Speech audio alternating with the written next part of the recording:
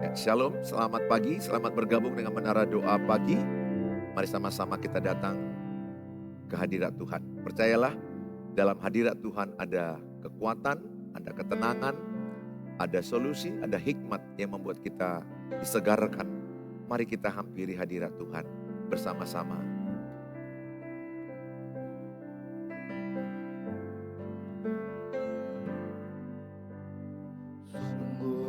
Besar setiamu,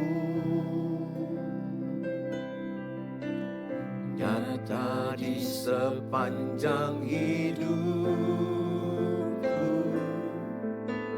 Darahmu telah layakkan kehidupanku.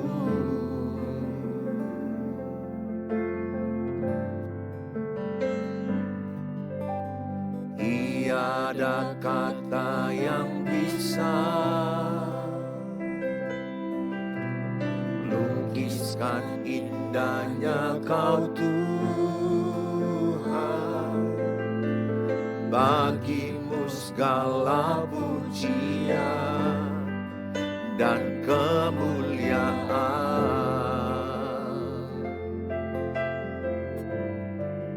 Ku tinggikan Engkau Tuhan, melebihi segalanya,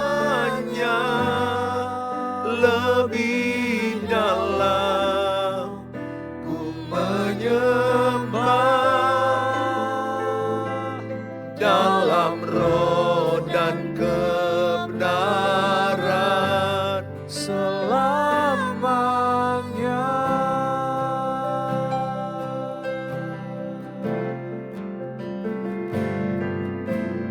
Sungguh besar setiamu, nyata di sepanjang hidupku. Darahmu telah layakkan kehidupanku.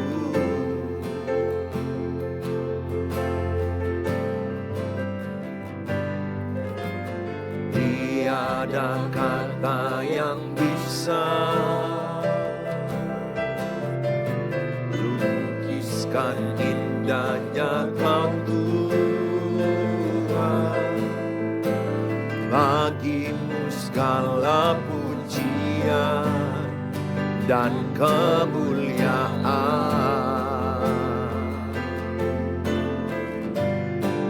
Ku tinggikan Engkau Tuhan, melebihi segalanya, lebih dalam ku menyembah dalam roh dan kebenaran. Ku tinggikan Engkau Tuhan, melebihi segalanya, lebih dalam ku menyembah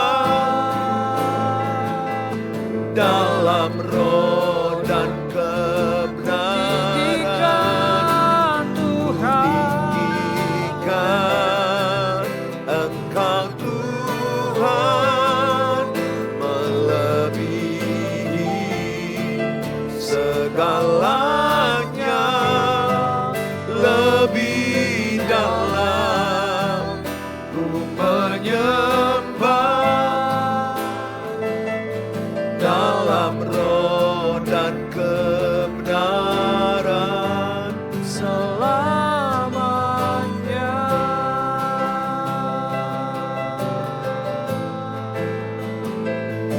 Dalam roh dan kebenaran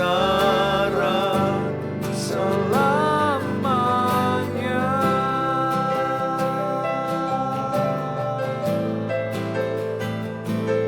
Dalam roh dan kebenaran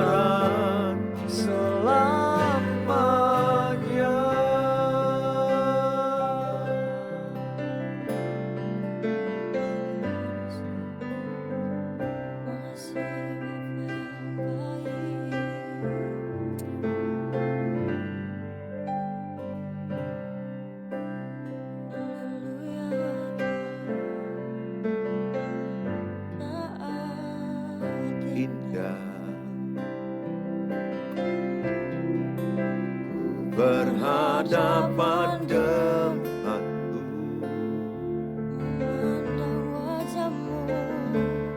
memandang wajahmu, Yesus kekasih jiwaku.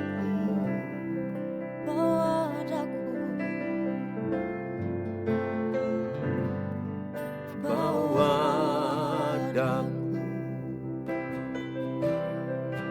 erat dalam pelukanmu,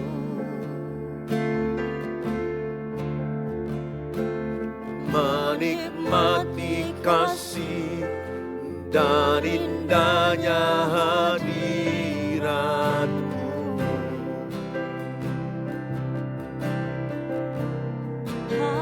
Hadiratmu Tuhan, ku rasakan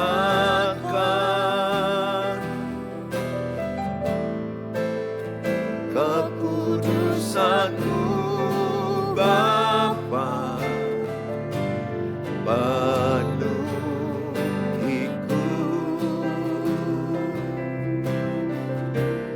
Ku rindu selalu diam dalam bait-Mu,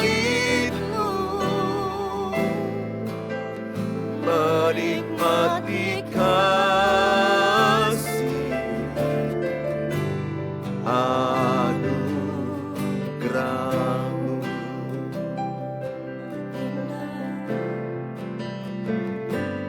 Saat indah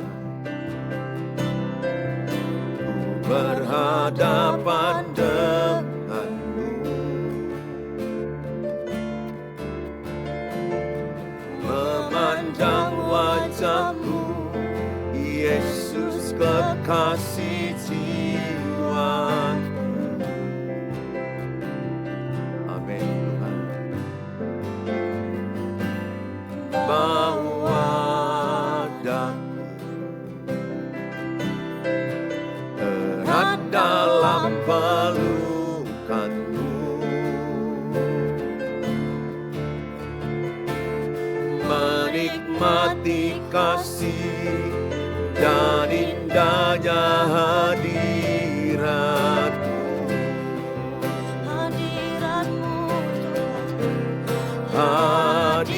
Hadirat-Mu Tuhan, ku rasakan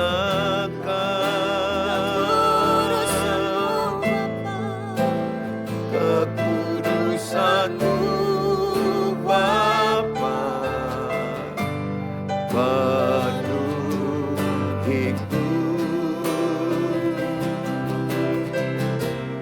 Ku rindu selalu diam dalam bait-Mu, menikmati kasih anugerah-Mu.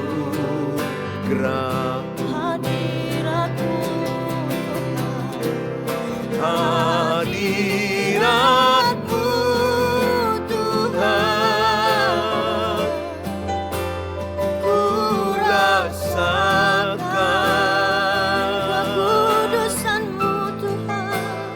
kekudusan-Mu Bapa, penuhiku.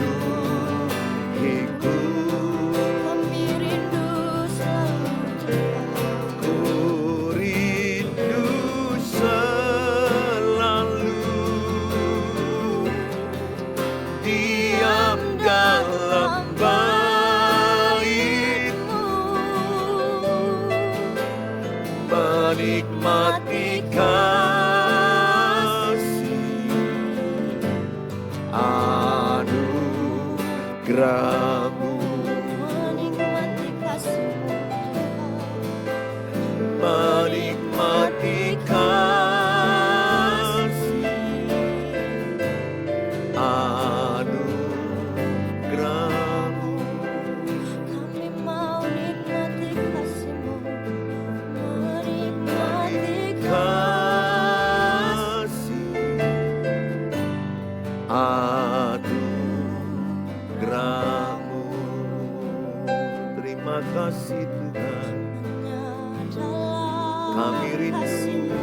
hadirat-Mu. Kami rindu di hadirat-Mu. Kami cinta hadirat Tuhan. Lawat kami.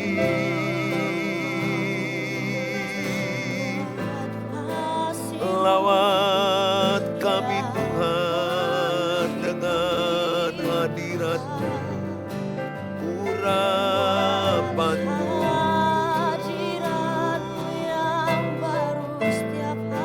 Kami rindu hadirat-Mu.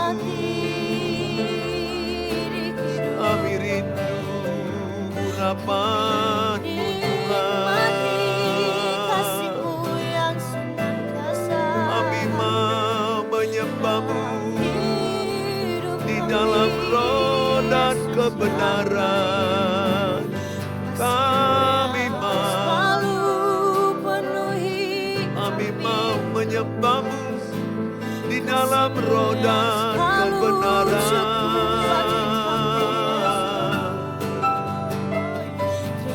Hanya Kaulah Allah, hanya Kaulah yang kami sembah. Engkaulah kekuatan kami Tuhan.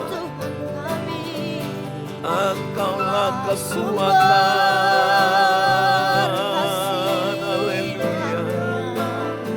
Haleluya.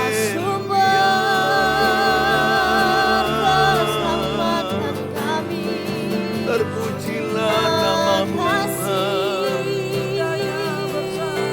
Mulialah nama-Mu Tuhan. Selamatlah semua umat-Mu, semua yang menyaksikan online. Lawatlah dengan urapan-Mu. Lawatlah dengan hadirat-Mu. Dimanapun berada, dimanapun berada, lawatlah Tuhan, lawatlah.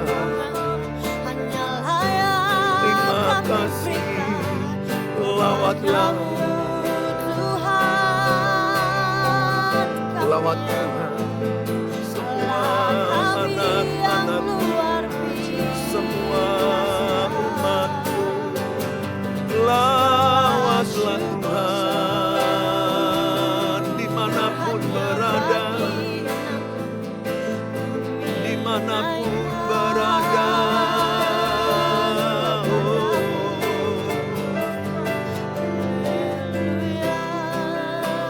Terpujilah Kau Tuhan. Terima kasih Tuhan.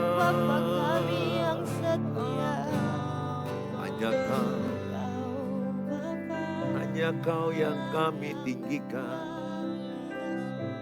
Hanya Kau juru selamat kami. Hanya Kau yang memulihkan. Hanya Kau yang memberi kekuatan. Terima kasih Tuhan. Kami bersyukur. Kami bersyukur. Terima kasih.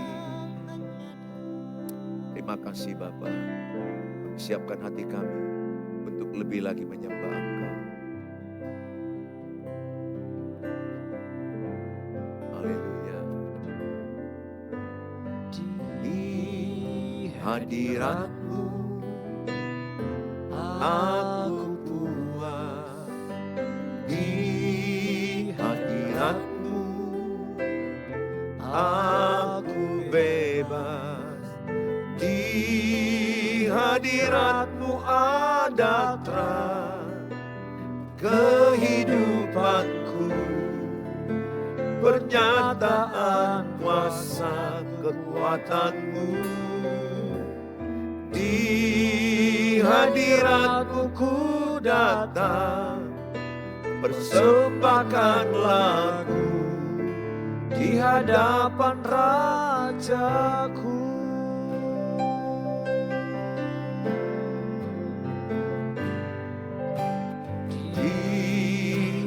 hadirat-Mu aku puas, di hadirat-Mu aku bebas, di hadirat-Mu ada terang kehidupanku, pernyataan kuasa kekuatan-Mu.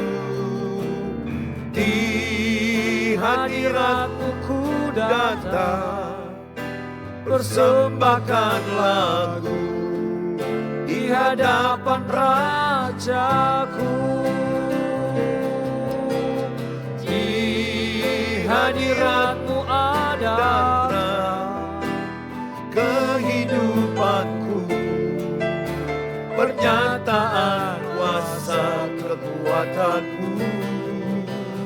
Di hadirat-Mu ku datang, persembahkan lagu di hadapan Rajaku.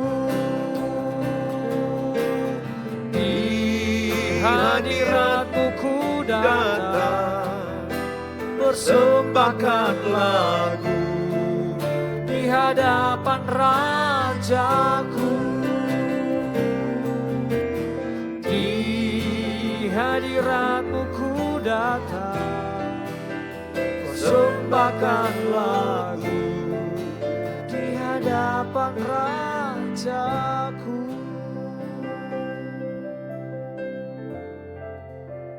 Mari kita berdoa. Bapa di sorga, dalam nama Tuhan Yesus, kami siapkan hati kami diberkati dengan firman Allah. Di dalam nama Tuhan Yesus, kami terima firman Allah. Amin. Amin. Shalom. Selamat pagi, good morning semuanya Bapak Ibu, saudara-saudara yang mungkin sedang dalam perjalanan, hati-hati. Yang mungkin sedang persiapan untuk anak-anak, Tuhan menyertai, Tuhan menguatkan. Hari ini saya memberikan tema mewariskan keluarga yang kuat. Sangat penting Bapak Ibu mewariskan keluarga yang kuat kepada anak-anak dan cucu-cucu. Mungkin saat ini keluargamu lemah. Banyak persoalan, percekcokan, pertentangan, perkelahian, tidak harmonis. Jangan putus asa. Masih ada cara Tuhan Yesus yang memulihkan kita. Ya, saudara, saya baca dari kitab Matius pasal yang ke-7 ya, ayat 24 sampai 27. Setiap orang yang mendengar perkataanku ini dan melakukannya, ia sama dengan orang yang bijaksana, yang mendirikan rumahnya di atas batu. Jadi mendengar dan melakukan firman Allah yang didengar, dia diumpamakan seperti rumah yang dibangun di atas batu. Batu itu juga menggambarkan batu karang yang teguh, Tuhan Yesus. Ya, jadi batu itu juga bisa digambarkan batu karang yang teguh itu Tuhan Yesus yang tidak berubah. 1 Korintus 10 ayat 4 itu ya. Kemudian turunlah hujan dan datanglah banjir, lalu angin melanda rumah itu, tetapi rumah itu tidak rubuh sebab didirikan di atas batu. Tadi yang mendirikan rumah di atas batu mendengar dan melakukan firman. Itu adalah mendirikan rumah di atas batu. Atau mendirikan rumah di atas Tuhan Yesus Kristus. Tetapi setiap orang yang mendengar perkataanku ini dan tidak melakukannya, ia sama dengan orang yang bodoh yang mendirikan rumahnya di atas pasir. Jadi orang yang mendirikan rumahnya di atas pasir adalah orang yang mendengar tapi tidak melakukan firman Allah. Pasir itu juga melambangkan yang berubah-ubah. Batu itu tidak berubah, itu maksudnya batu karang yang teguh, Tuhan Yesus. Pasir itu yang berubah-ubah, yaitu membangun kehidupan di atas uang, kecantikan, jabatan, segala macam kesenangan dunia ini itu berubah semua. Apa yang terjadi dengan rumah yang dibangun di atas pasir? Ayat yang ke-27, kemudian turunlah hujan dan datanglah banjir, lalu angin melanda rumah itu, sehingga rubuhlah rumah itu dan hebatlah kerusakannya. Nah, ternyata rumah yang dibangun di atas pasir adalah akan rubuh. Rumah yang dia bangun di atas batu tidak rubuh ketika ada hujan, ada gempa, ada badai, ada topan. Tidak rubuh. Nah, apa itu rumah? Rumah itu kehidupan. Kehidupan pribadimu. Rumah itu bisa menggambarkan keluargamu, pernikahanmu, usahamu, karirmu. Sekarang cek. Apakah dasarnya itu batu atau pasir? Kalau dasarnya itu batu, itu adalah menggambarkan batu karang yang teguh, yang tetap kuat.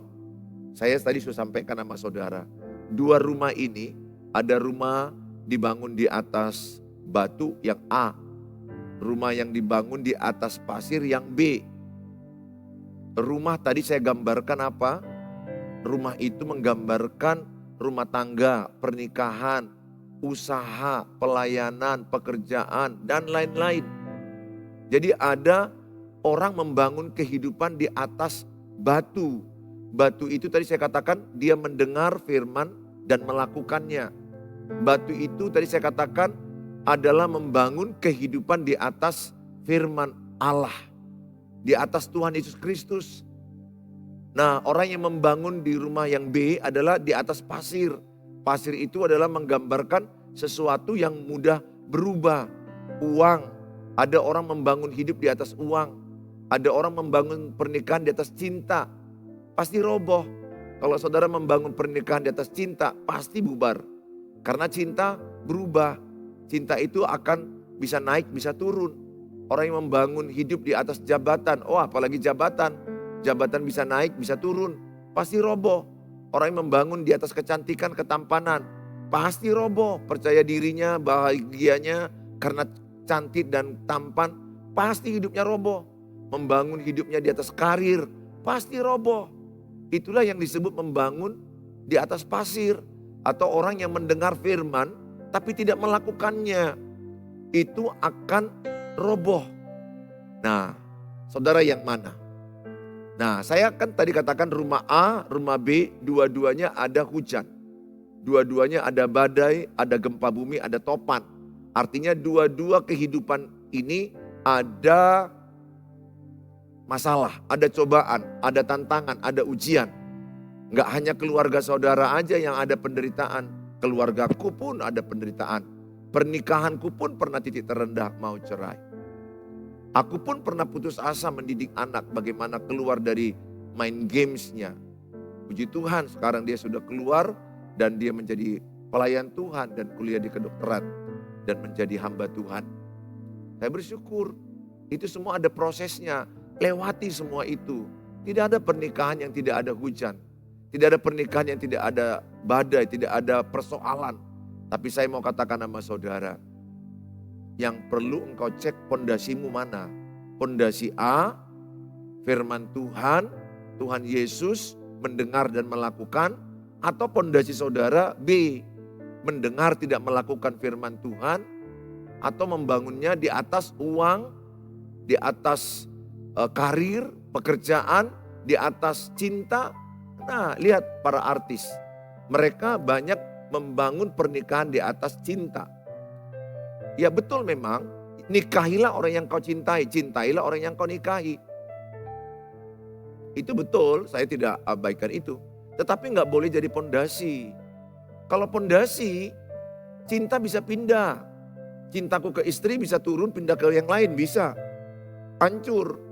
Maka prinsip dasar orang Kristen dalam pernikahan itu adalah, dalam berkeluarga adalah di atas kasih Tuhan Yesus. Sampai maut memisahkan. Nah, saya mau terangkan ya beberapa cara atau bagaimana mewariskan keluarga yang kuat. Kira-kira menurut saudara keluargamu kuat? Pernikahanmu kuat? Itu diuji saat ada masalah. Rumah atau gereja ini bangunannya diuji pondasinya kuat saat ada gempa. Kalau ada gempa 7,2 skala Richter, tapi masih berdiri gedung gereja ini atau rumah saudara, berarti bisa dikatakan rumah saudara kuat. Tapi kalau hanya gempa 1,2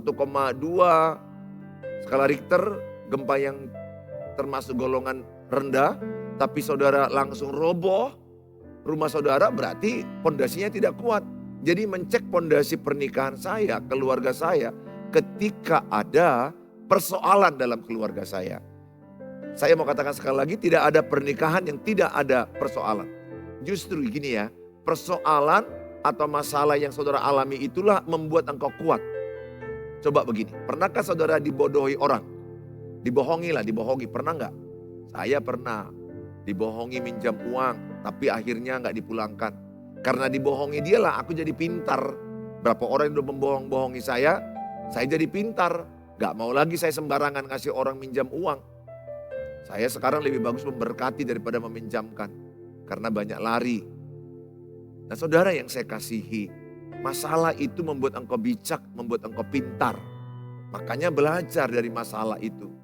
Bergurulah dari penderitaanmu. Jadikanlah penderitaanmu itu gurumu. Peluklah penderitaan itu. Berdamailah dengan penderitaan itu. Belajar dari penderitaan itu. Gak usah jauhi penderitaan, hadapilah. Tapi gak usah undang. Kalau gak diundang pun datang kok. Tapi hadapi, belajar. Sama kayak ujian di sekolah. Saudara kan suruh anakmu menghadapi ujian. Mana ada bapak ibu menyuruh anaknya, kamu jangan ujian. Kamu pergi jalan-jalan, hindari ujian, berat itu.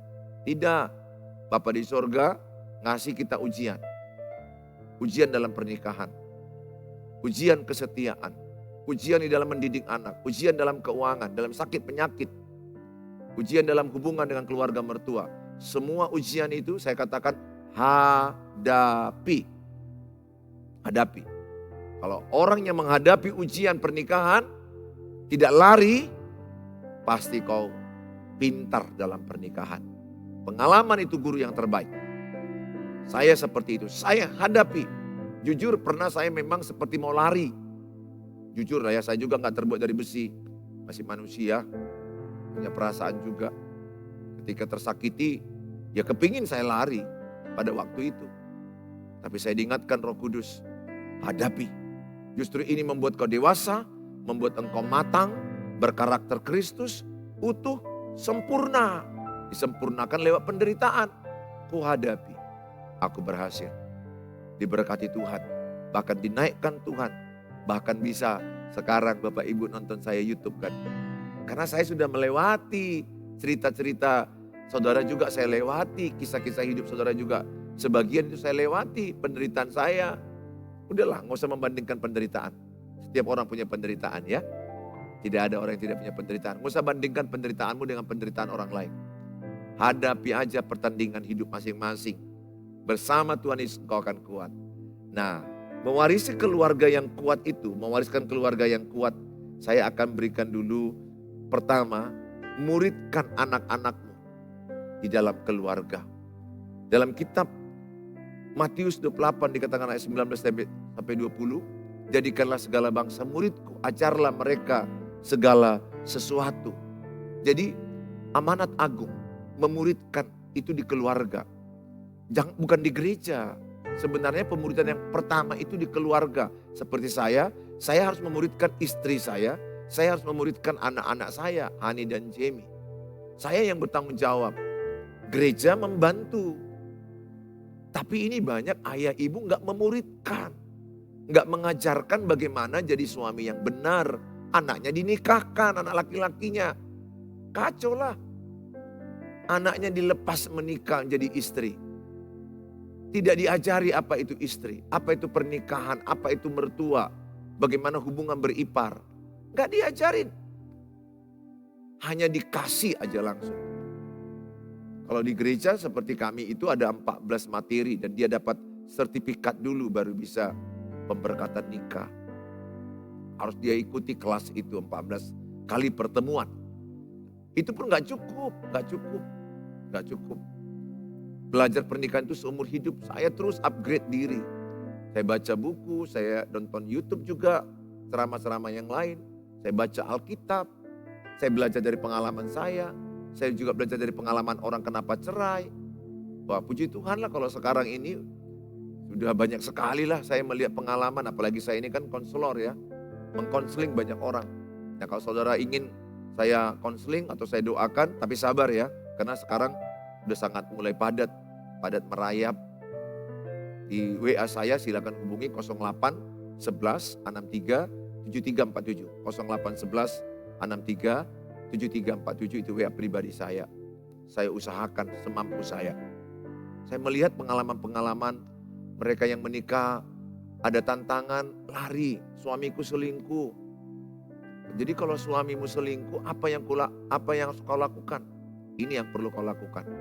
Kalau suamimu selingkuh, engkau jangan selingkuh. Engkau setia.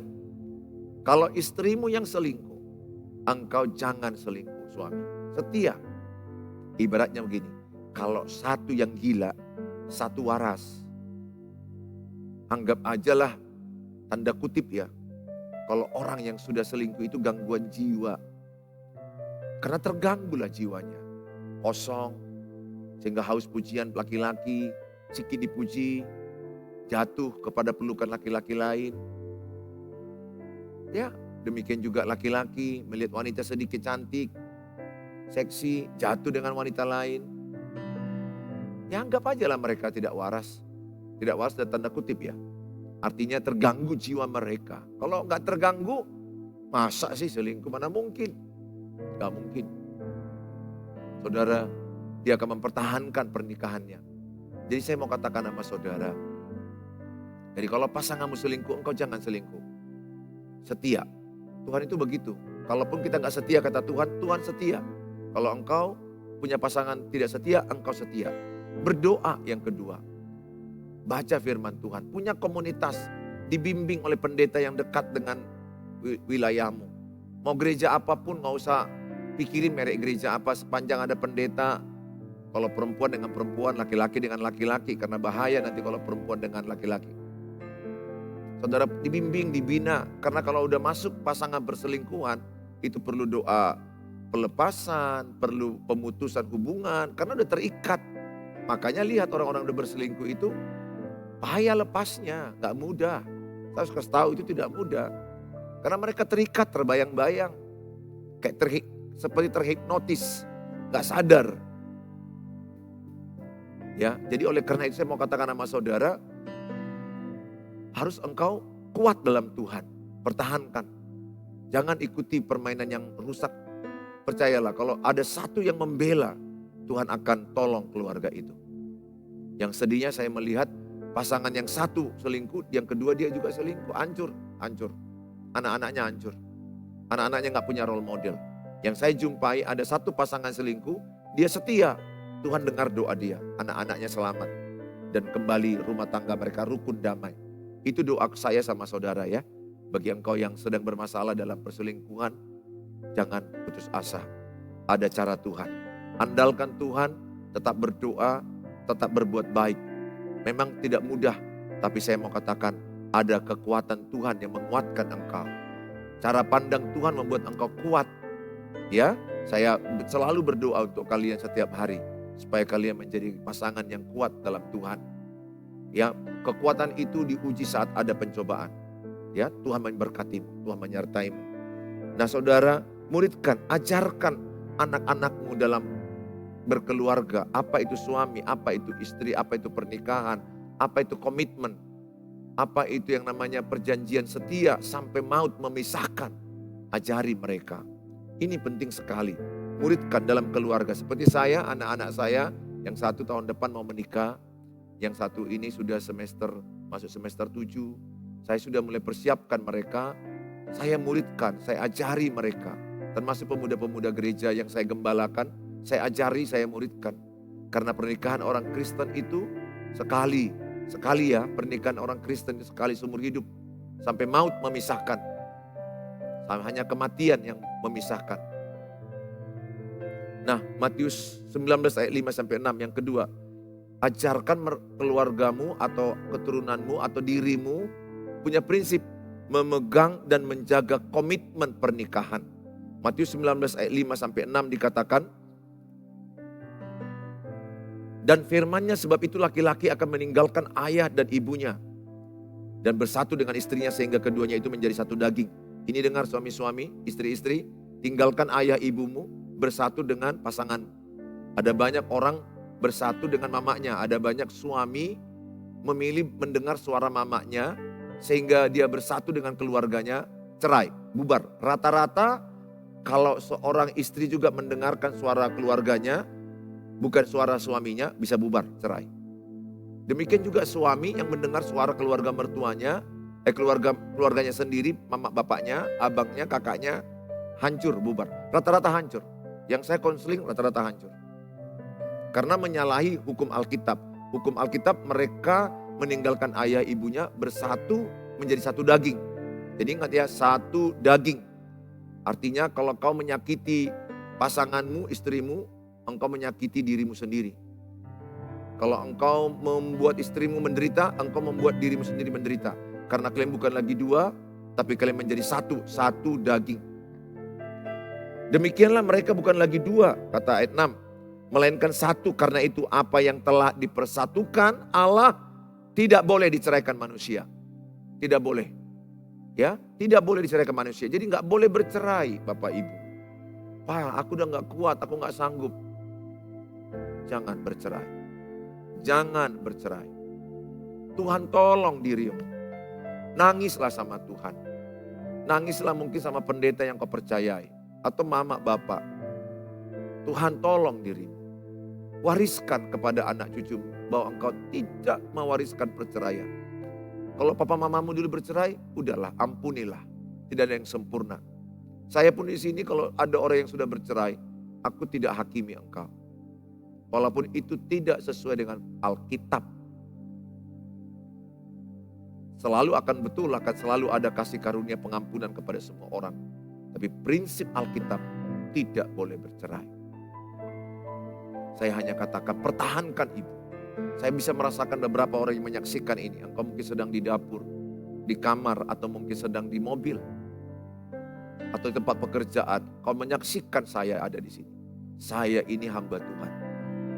Yang saya sampaikan ini suara Tuhan. Dari Matius pasal 19 ayat 6. Tidak boleh bercerai. Tidak boleh diceraikan oleh manusia. Jadi pengadilan-pengadilan yang melakukan perceraian itu di hadapan Tuhan, menurut saya ya, itu tidak dibenarkan Tuhan. Jadi perceraian itu tidak dibenarkan Tuhan. Hanya kematian. Dulu ada kok, ada ayatnya yang berkata, boleh karena perzinahan. Jangan lupa orang Yahudi zaman dulu kalau ketahuan berzina, seorang ibu ketahuan berzina, diseret, lempar batu, mati. Setelah mati, suaminya boleh kawin lagi. Artinya mati dulu dia, dilempar batu. Apa engkau ingin suamimu mati atau istrimu mati? Jangan ya, jangan. Tidak ada, nobody perfect. Gak ada yang sempurna. Kenapa dia berselingkuh? Itu ada ceritanya. Bisa aja dia karena keluarganya ada keturunan yang berselingkuh. Kakek nenek, bapak mama turun ke dia. Itu namanya familiar spirit. Tanpa disadari dia masuk ke dia. Dan dia bercerai. Kedua, ada luka batin, ada kepahitan masa kecil. Atau mungkin dia pernah ditolak oleh pacarnya, pada masa lalu tersakitin. Banyak sisi, multidimensi. Banyak faktor membuat orang seperti itu. Jadi saya kalau melihat orang yang begitu, saya nggak menghakimi. Cuma saya hanya sedih. Dia nggak tahu apa akibatnya, itu sangat berat bagi dirinya dan bagi anak cucunya. Berantakan. Kasihan. Ya, biarlah cucumu melihat figur kakek nenek yang bagus, dirimu yang mempertahankan pernikahan. Sehingga kau mewariskan kepada mereka. Kakek nenek dulu pernah berantem habis sama kakekmu ini. Kakekmu ini dulu tukang selingkuh, mabuk, tukang judi.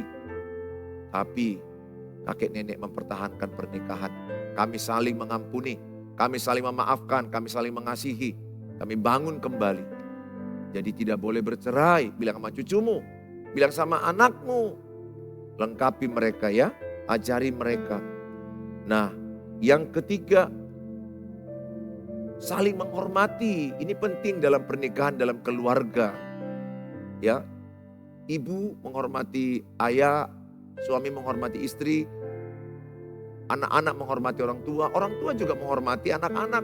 Bukan karena anak-anak kita nggak hormati.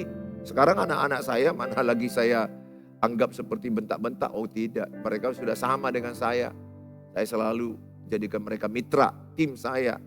tim saya yang kuat, duduk, ngomong, bicara tentang sesuatu, tentang pelayanan, masa depan, keuangan. Mereka jadi tim bagi saya yang sangat menguatkan saya.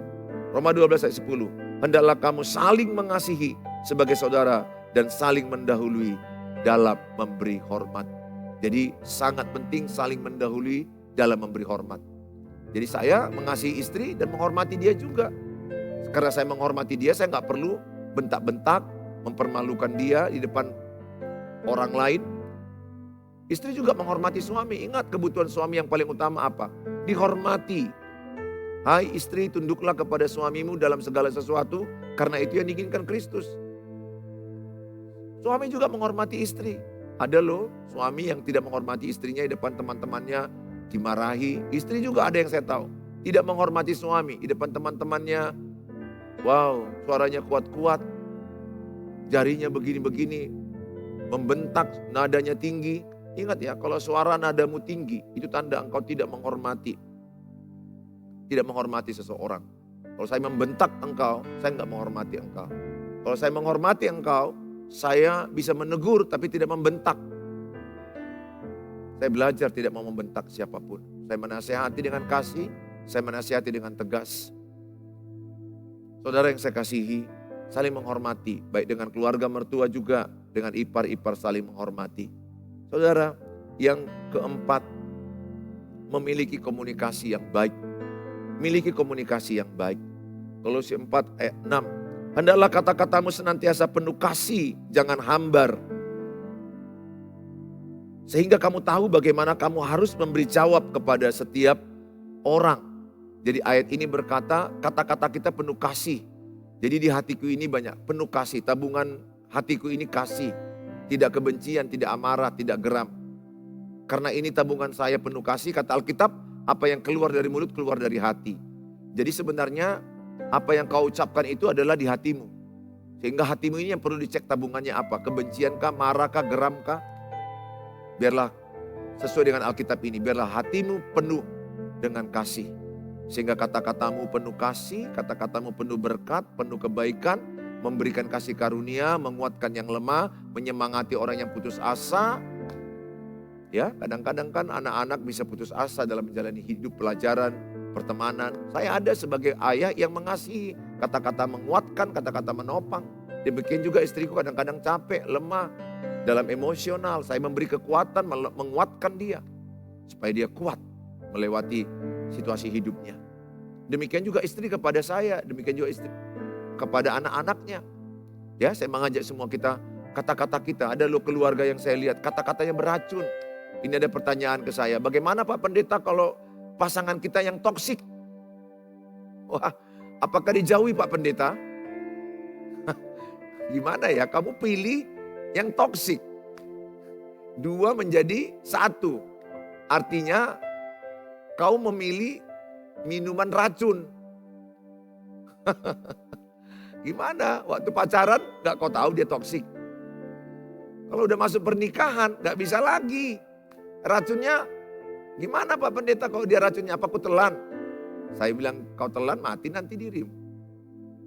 Saya bilang jauhi melanggar Alkitab.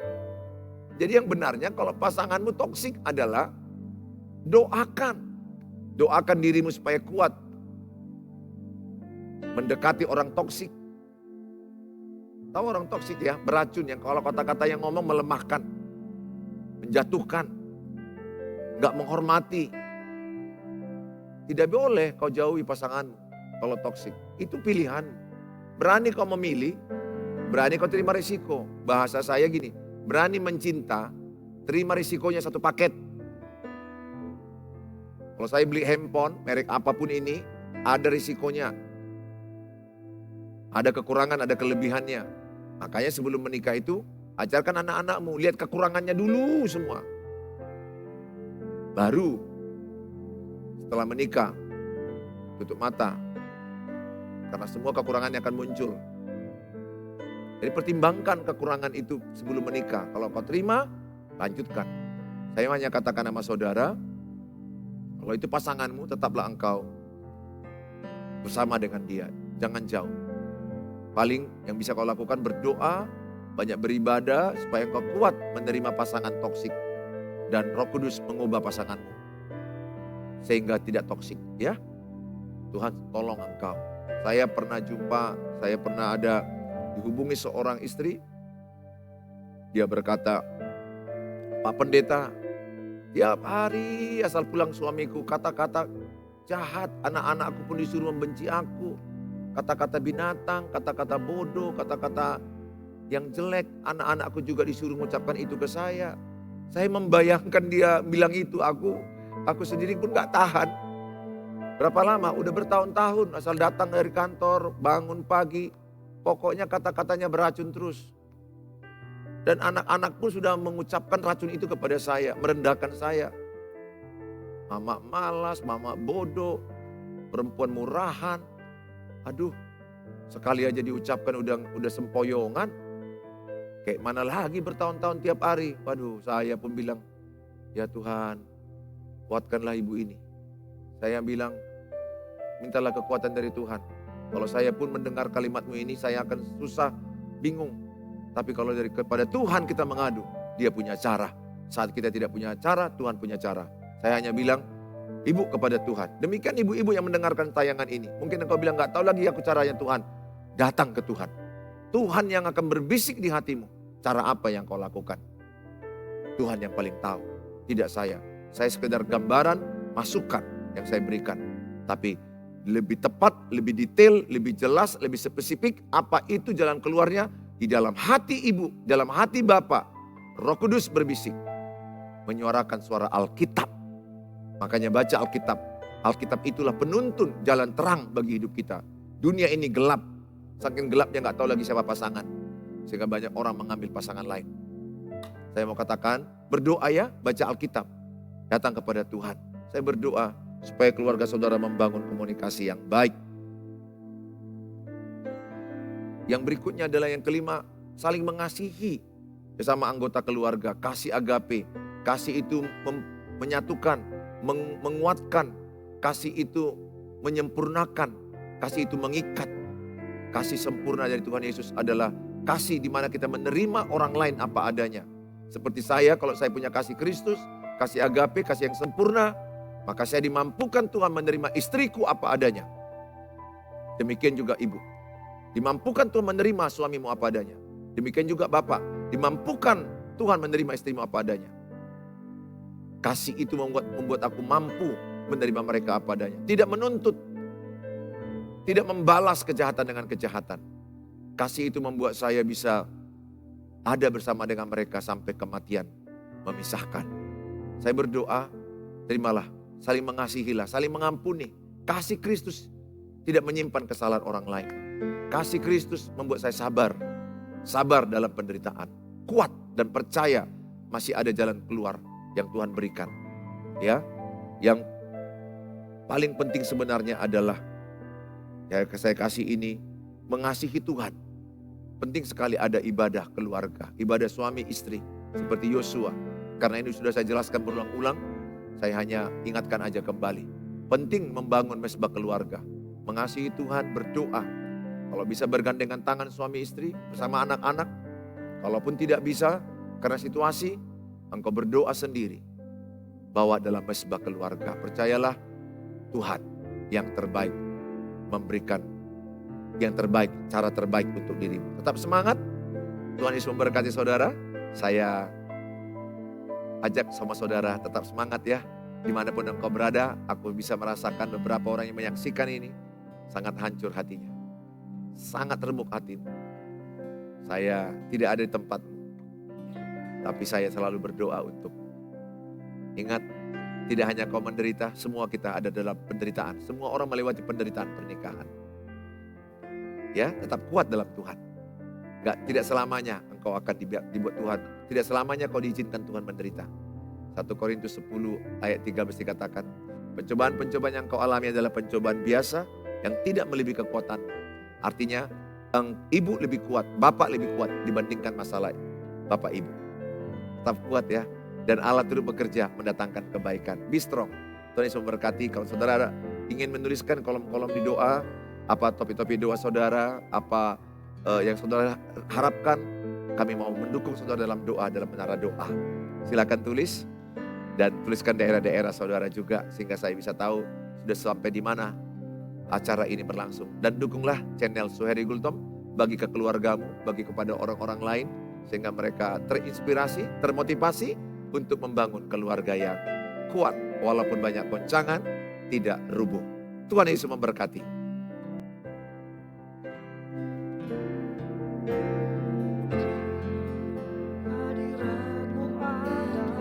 Silakan tulis kolom-kolom.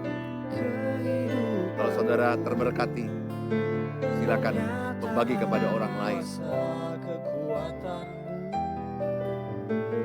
Di hadirat-Mu ku datang, persembahkan lagu di hadapan Raja-Ku.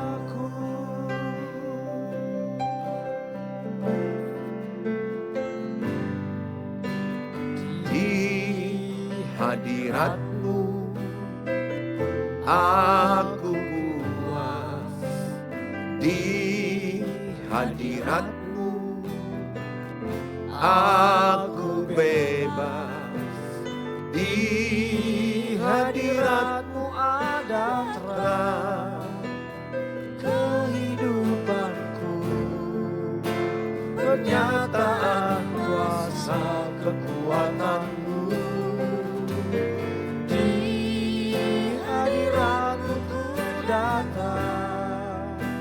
Persembahkan lagu. Mari datang ke hadirat Tuhan. Di hadapan Raja-Ku.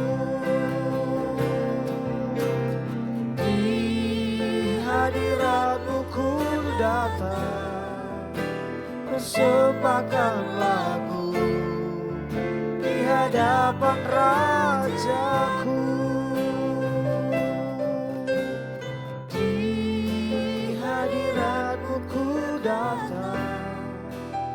Persembahkan lagu di hadapan Raja-Ku.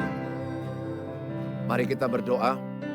Bapa di sorga, dalam nama Tuhan Yesus, apapun topik-topik doa yang sudah disampaikan di channel YouTube Suheri Gultom atau di Facebook Pendeta Suheri Gultom, hamba mau berdoa dalam nama Tuhan Yesus. Setiap yang masuk, kami sepakat berdoa. Mereka yang sedang bergumul dalam pernikahan, di dalam keluarga, di dalam membangun rumah tangga.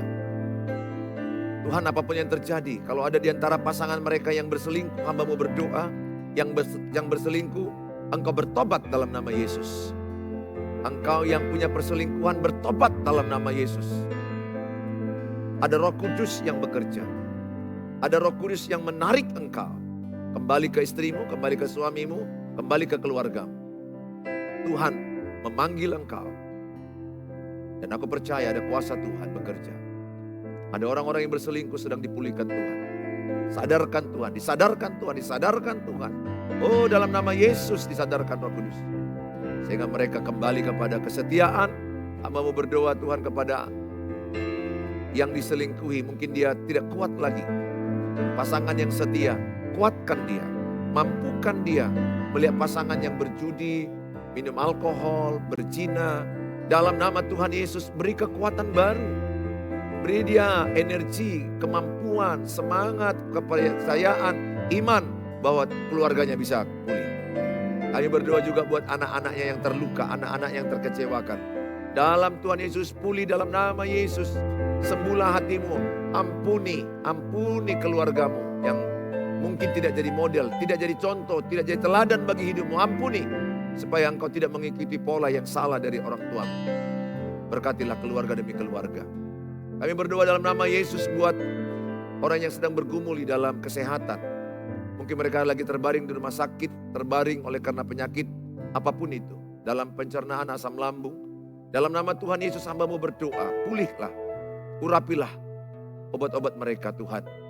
Mungkin sakit di saraf, sakit di organ tubuh, alat gerak tubuh. Dalam nama Tuhan Yesus. Apapun sakitmu, sakit ginjal, sakit jantung, paru-paru, sakit kanker otak atau kanker dimanapun. Dalam Tuhan Yesus. Pegang obatmu dengan iman. Katakan, aku sembuh, aku sehat, aku kuat. Ada mujizat dalam kesembuhan. Dalam Tuhan Yesus. Oh haleluya, haleluya. Engkau kuat, engkau sehat. Engkau berjalan, yang stroke, engkau berjalan. Oh dalam nama Yesus ada kekuatan. Dalam Tuhan Yesus kami berdoa. Kami berdoa bagi mereka yang berjuang dalam keuangan, dalam usaha, dalam pekerjaan. Ada banyak mereka yang lagi butuh keuangan, kesusahan dalam keuangan. Tuhan beri mereka hikmat mengelola keuangan yang ada. Penting mereka mendisiplinkan diri dengan keuangan yang ada. Bapa, jamah dalam nama Tuhan Yesus, hamba-Mu berdoa. Beri mereka hikmat juga untuk mendapat income yang lebih baik lagi. Semangat bekerja, rajin bekerja. Datangkan pembeli-pembeli bagi mereka. Berkati pekerjaan mereka, usaha mereka. Kami serahkan mereka yang meminta doa-doa khusus, penjualan rumah, pencairan asuransi, dan berbagai hal yang mereka sebutkan yang belum kuucapkan. Apa yang mereka sedang butuhkan dalam nama Tuhan Yesus. Tuhan tolong, Tuhan jawab, Tuhan bimbing mereka. Terlebih mereka bimbinglah datang kepada Tuhan. Sehingga setiap hari mereka mau baca Alkitab dan berdoa. Terima kasih Tuhan, inilah doa kami. Dalam nama Tuhan Yesus kami berdoa, haleluya, amin. Amin. Shalom. Sampai ketemu di waktu yang akan datang ya. Tuhan Yesus berkati.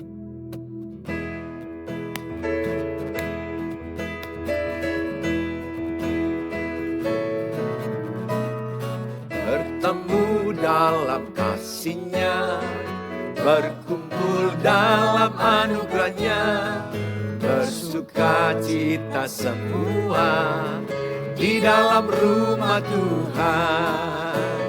Bertemu dalam kasih-Nya, berkumpul dalam anugerah-Nya, bersuka cita semua di dalam rumah Tuhan. Oh, oh saudaraku dan saudariku, Tuhan cinta dan mengasihimu.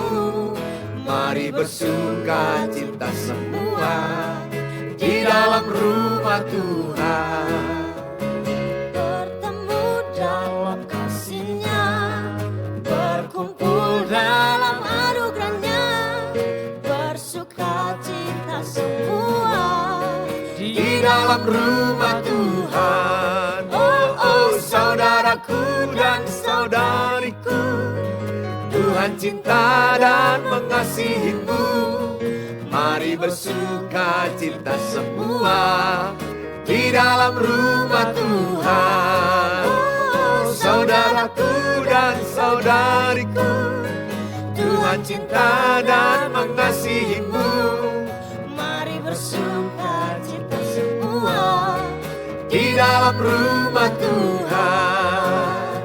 Mari bersuka cita semua di dalam rumah Tuhan. Mari bersuka cita semua di dalam rumah Tuhan.